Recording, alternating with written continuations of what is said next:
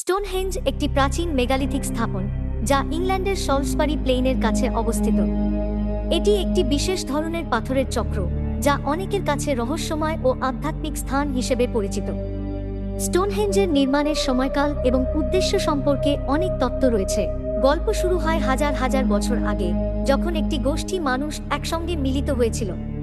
তারা একটি বিশেষ অনুষ্ঠান উদযাপন করতে চেয়েছিল যা সূর্য ও চাঁদের গতির সঙ্গে যুক্ত ছিল।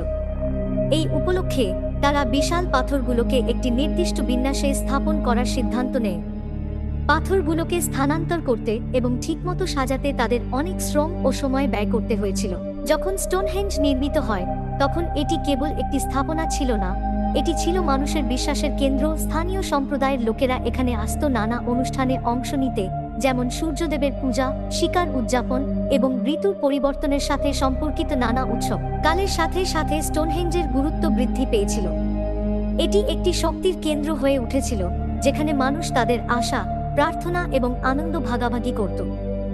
আজও এটি বিশ্বজুড়ে পর্যটকদের আকর্ষণের কেন্দ্রবিন্দু এবং এর রহস্য আজও সমাধান হয়নি। স্টোনহেঞ্জের এই গল্পটি শুধু পাথরের নয়, বরং একটি সভ্যতার, তাদের বিশ্বাসের এবং তাদের একত্রিত হওয়ার শক্তির।